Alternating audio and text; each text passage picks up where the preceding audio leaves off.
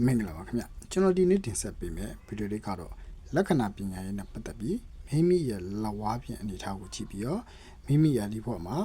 ချမ်းသာနဲ့အဆင်ပြေစွာနေထိုင်နိုင်တဲ့လက္ခဏာလက်ဝါးဖြင့်အနေထားလားဒါမှမဟုတ်ဘူးမိမိဟာစင်ရဲစွာပြင်ပန်းစင်ရဲစွာလောက်ကန်ရှာဖွေစားတော့ရမယ်လက်ခဏာလက်ဝါးဖြင့်အမှတ်သားလားဆိုတာကိုဝေမျှပေးနေပညာဒါနလက္ခဏာအကြောင်းပဲဖြစ်ပါတယ်ခင်ဗျကျွန်တော်ရဲ့စီစဉ်လေးမစခင်မှာကျွန်တော်ရဲ့စက်ပိုင်းဘေးဒင်းနဲ့ကံမြတ်ဘုဒ္ဓ channel လေးကို like and subscribe လုပ်ပေးထားကြပါဦးခင်ဗျာ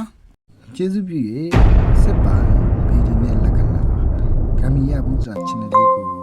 like and subscribe လေးလုပ်ပေးထားကြပါဦးခင်ဗျာမိမိရဲ့လက်ဝါးပြင်ပညာကိုစစ်စစ်ကြည့်ပါမိမိရဲ့လက်ဝါးပြင်ပညာကနူးညံ့နေမယ်လက်ချောင်းတွေကလည်းညီညာစွာရှိနေမယ်ပေါ့နော်လှပပြီးတော့တွယ်လေးရနေခြင်းရှိခြင်းနောက်တစ်ခါကျတော့လက်ဝါးပြင်မှာဂျိုးကုံတွေကအားကောင်းပြီးတော့မုံဖောင်းလေးပါရှိခြင်းနောက်ပြီးကြရင်လက္ခဏာလမ်းချောင်းစုံနေတာပါရှိနေမယ်ဆိုရင်မိမိကဒီဘဝမှာချမ်းသာနဲ့နော်မပင်မပန်းစစ်စစ်ရဲစားတော့ရမယ်စားတာမဟုတ်ဘူးအစဉ်ပြေစွာနေထိုင်ရခင်းနေကြုံမယ်နောက်ပြီးကြလက္ခဏာအမှတ်သားကောင်းပိုင်းတွေပါရှိနေမယ်ဆိုရင်မိမိအားချမ်းသာစွာနေထိုင်ရနိုင်တဲ့လက္ခဏာလက်ဝါးပြင်အမှတ်သားပဲဖြစ်ပါတယ်အဲ့လိုမျိုးပြင်မဲ့မိမိရဲ့လက်ဝါးပြင်နှစ်ဖက်စလုံးက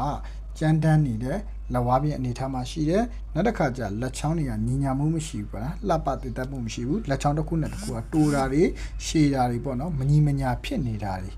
ဖြစ်တတ်တယ်နောက်တစ်ခုကကြတော့ဂျိုးကုန်းနေနှိပ်ပါနေတယ်လမ်းကြောင်းကလည်းစုံလင်စာမပါရှိဘူးပေါ့နော်တချို့တွေဆိုရင်ကန်လမ်းကြောင်းညံလမ်းကြောင်းအကောင်းလမ်းကြောင်းလောက်ပဲပါတယ်ပေါ့နော်ညံလမ်းကြောင်းမှာလည်းတိုးနေတာတွေပြက်နေတာတွေဒီလိုမျိုးလက္ခဏာပိုင်ရှင်တွေကတော့မိမိရဲ့ဘဝမှာပေါ့နော်လုပ်ငန်းကိုင်ငန်းကြမ်းတမ်းနေရှာဖွေစားတော့ရတာတွေပင်ပန်းစွာရှာဖွေစားတော့ပြီးတော့စင်ရဲနဲ့နေရတာတွေဖြတ်တန်းရတာတွေကိုကြုံရနိုင်တဲ့လက်ဝါးပြင်အမှတ်သားအမျိုးအစားပဲဖြစ်ပါတယ်ခင်ဗျကျွန်တော်ရဲ့အစီအစဉ်လေးကတော့ဒီနေ့ဒီလောက်ပါပဲခင်ဗျနောက်အစီအစဉ်များကိုဆက်လက်အားပေးနိုင်ရင်တော့ကျွန်တော်ရဲ့စစ်ပိုင်းဘေးဒင်းနဲ့ဂမ်ဘီယာဘုဒ္ဓ channel လေးကို like and subscribe လုပ်ပေးထားကြပါဦးခင်ဗျအားလုံးကိုကျေးဇူးတင်ပါတယ်ခင်ဗျာ